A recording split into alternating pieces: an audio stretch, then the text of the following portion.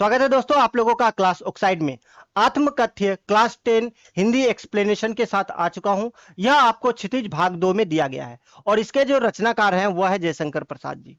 आत्मकथ्य कविता लिखने के पीछे एक छोटी सी कहानी यह है कि एक बार जब प्रेमचंद्र जी हंस पत्रिका का संपादन किए थे, ऐसे में बहुत सारे रचनाकारों ने जयशंकर प्रसाद जी से आग्रह किया था, चूंकि उस समय जो है आत्मकथा लिखी जा रही थी। तो ऐसे में बहुत सारे लोगों ने, बहुत सारे रचनाकारों ने जयशंकर प्रसाद जी को भी कहा कि आप अपनी आत्मकथा लिखिए। ऐसे में जयशंकर प्रसाद जी क्या करते हैं, उन लोगों को मना कर देते हैं। और मना करते हैं तो बहुत सारे रचनाकार जो है उनसे आग्रह भी करते हैं।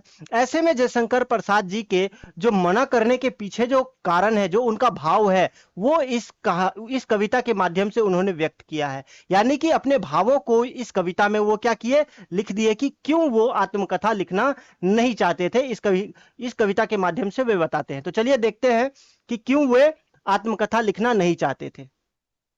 पहला पंक्ति में कहते हैं, मधुप गुनगुनाकर कह जाता कौन कहानी यह अपनी। मधुप अर्थात क्या है, तो भौरे। भौरे क्या करते हैं, गुनगुनाकर। क्या होता है, तो हमेशा गुनगुनाते रहता है और एक फूल से दूसरे फूल पर जाते हैं। यानी कि वो क्या करते हैं, दूसरे को कहानी सुनाते रहते हैं।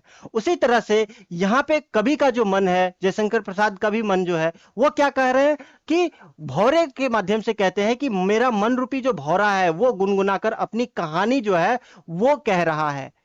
क्या कह रहा है, कहता है मुरझाकर गिर रही पत्तियां देखो कितनी आज घनी। यानी जयशंकर प्रसाद जी के मन में जो है वो क्या थी, तो वो बहुत सारा दुख था, भरा हुआ दुख था।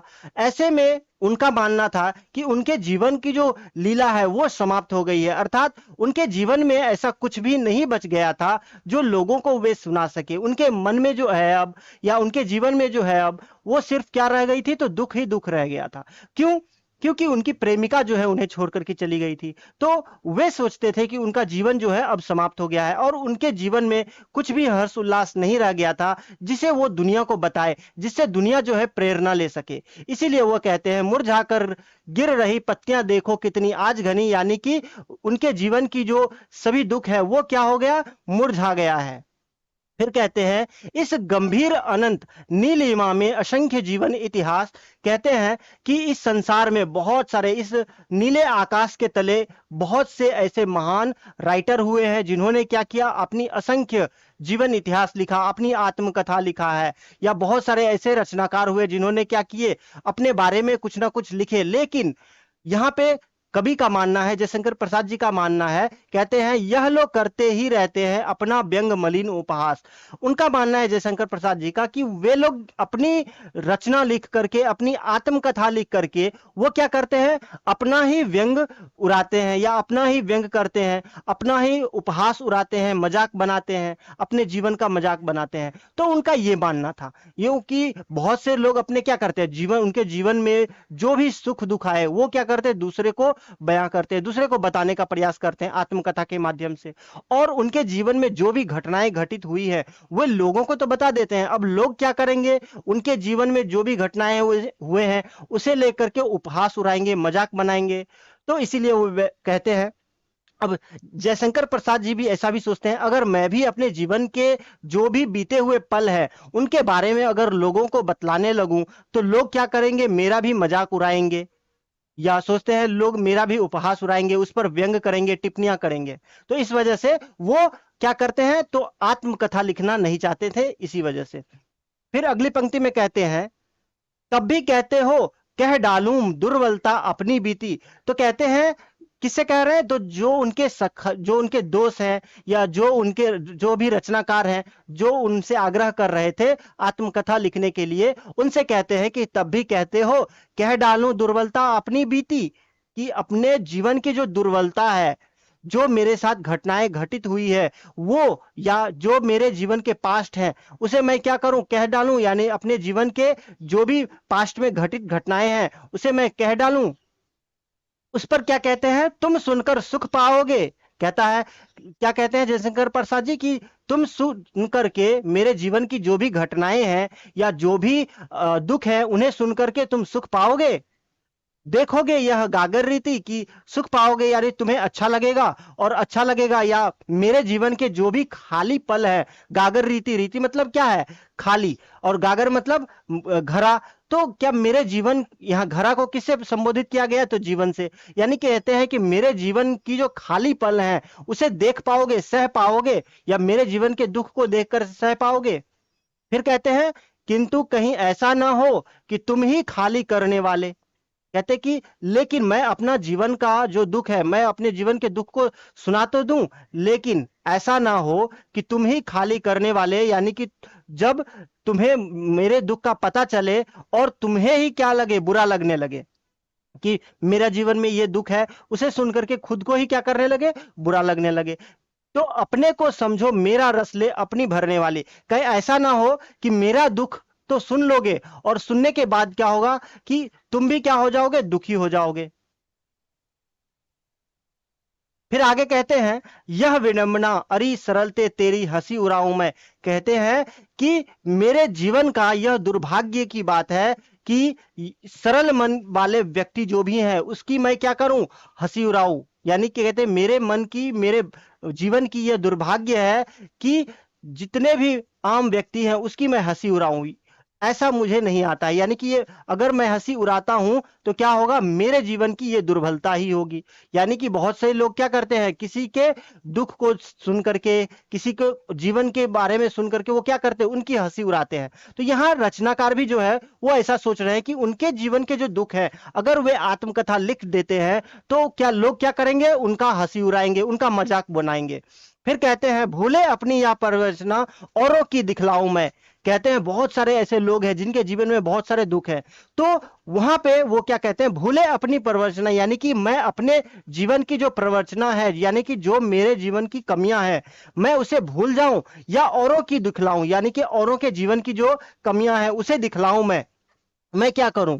फिर कहते हैं उज्जवल गाथा कैसे गाऊं, यानी कि अपने जीवन की या आगे जो भी आने वाली उज्जवल भविष्य है उसकी गाथा मैं कैसे लिखूं, या मधुर चांदनी रातों की। अब वो याद करते हैं, क्या याद करते हैं कि उनके जीवन में भी कभी क्या हुआ, सुख था। यानी कि उनके जीवन में भी कभी सुख की चांदनी रात थी, और उसके बारे में सोच करके कहते हैं अरे खिल खिल कर हंसते होने वाली उन बातों की। यानी कि जब उनके जीवन में सुख था तब वो क्या कर रहे थे, खिल खिला करके हंस रहे थे, या उनके जीवन में जो सुख था उससे वो बहुत ही खुश थे।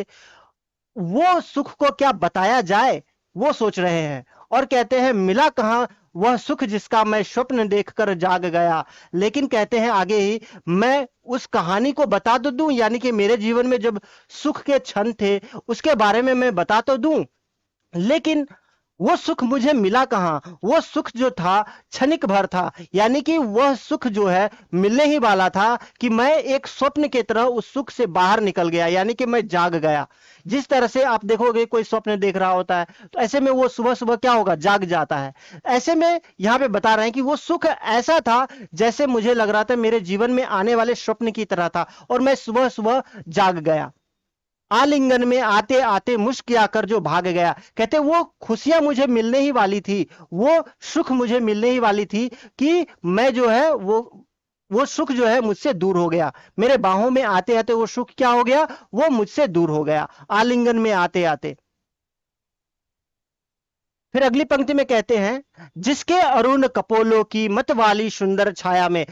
अब यहाँ पे जयशंकर प्रसाद जी क्या करते हैं, तो वो सुख के जो कारण थे वो कौन थे, तो उसकी प्रेमिका, वो प्रेमिका के वर्णन करते, सुंदरता का वर्णन करते हुए कहते हैं कि जिसके अरुण कपोलों की मत वाली सुंदर छाया में अनुरागिनी उषा लेती थी जिस निज सुहाग मधुमाया में। कहते हैं जिसके अरुण कपोलों की मत वाली सुंदर छाया में, यानी कि जिसके गालों की जो सुंदरता थी वो कैसी थी, तो बहुत लाल थी, और उसके अनुरागिनी उषा लेती थी। यानी कि सुबह सुबह देखोगे क्या होगा, जब सूर्य उदय होने वाला होगा, ऐसे में आकाश की तरफ आप देखोगे तो आकाश में क्या होती है, तो लालिमा छा जाती है। वो सूर्य उदय के पहले की जो घटना है वो होती है, लेकिन उस समय सूर्य उदय नहीं हुआ होता है, और उस जो लालिमा छाई होती है, तो यहाँ पे जयशंकर प्रसाद जी कहते हैं वो जो लालिमा है वो किससे लेती है, तो वो उसकी प्रेमिका से वो लालिमा ली गई है। उसकी स्मृति पाथे बनी है थके पथिक की पंथा की। कहते हैं उसकी यादें जो है वही क्या है, अभी उनके जीवन की क्या बनी हुई है, तो सहारा बनी हुई है। यानी कि वो जो जीवन व्यतीत कर रहे हैं और वो जो पथिक बने हुए हैं उसके जीवन का सहारा कौन है? तो उसकी यादें, उनकी प्रेमिका की जो यादें हैं वही है। जीवन को उधेर कर देखोगे क्या मेरी कंथा की, कहते हैं कि अभी क्या तुम चाहते हो कि मेरे जीवन को उधेर करके, यानी मेरे जीवन की जो भी घटनाएं हैं या मेरे जीवन के जो भी आप बीती है उसे देखोगे, या मेरे दर्द को क्या कुरेदोगे, कहते हैं खोलोगे, खोल करके देखोगे। तो ऐसे में क्या होगा, जो भी उनके दुख को देखेंगे वो भी क्या होंगे, दुखी हो जाएंगे। तो यहाँ पे जयशंकर प्रसाद जी पूछते हैं कि मेरे जीवन की जो भी कहानी है क्या अभी सुनना चाहोगे? फिर कहते हैं छोटे से जीवन की कैसे बड़ी कथाएं आज कहूं, यानी कहते हैं वो जो घटनाएं मेरे साथ घटी, वो मेरे जीवन जो सुख के दिन थे वो बहुत ही सीमित थे, बहुत ही कम थे। तो ऐसे में वो छोटे जीवन की अब जो कथाएं हैं, ये इतनी बड़ी कथाएं हैं कि मैं क्या आज कहूं, क्या यह अच्छा नहीं कि औरों की सुनता मैं मौन रहूं? और उससे अच्छा होगा कि मैं क्या करूं, मैं दूसरों की कहानी सुनूं, मैं दूसरों की कथाएं, आत्मकथाएं सुनूं, और अपनी कथा मैं नहीं कह करके मैं क्या रहूं, तो मौन रह जाता हूं। और फिर कहते हैं सुनकर क्या तुम भुला, सॉरी, कहते हैं सुनकर क्या तुम भला करोगे मेरी भोली आत्मकथा। कहते हैं कि ये जो मैं अपनी आत्मकथा कहूं, मैं अपनी जो आप बीती कह डालूं, और उसे सुन करके क्या तुम कुछ भला करोगे या लोगों को कुछ प्रेरणा मिल पाएगी? यानी कि मेरे जीवन में तो ऐसा कुछ भी है नहीं, कुछ भी अच्छा सुनाने के लिए नहीं है जो मैं लोगों को सुनाऊं, आत्मकथा सुनाऊं। तो इससे क्या होगा, इससे सुन करके किसी को भलाई होगा? नहीं होगा। अभी फिर कहते हैं अभी समय भी नहीं थकी सोई है मेरी मौन व्यथा। और ऐसे में अभी मैंने इतना कुछ प्राप्त नहीं किया है जिससे कि मैं क्या कर सकूं, तो अपनी आत्मकथा लिख डालूं। यानी कि अभी वो उचित समय नहीं है। अभी कौन सा समय है, तो अभी मुझे मौन रहने का समय है कि मैं अभी मौन ही रहूं और अपनी आत्मकथा नहीं कहूं। तो आई होप आप लोगों को समझ में आया होगा आत्मकथा। मिलते हैं अगले वीडियो में क्वेश्चन आंसर के साथ, तब तक के लिए धन्यवाद।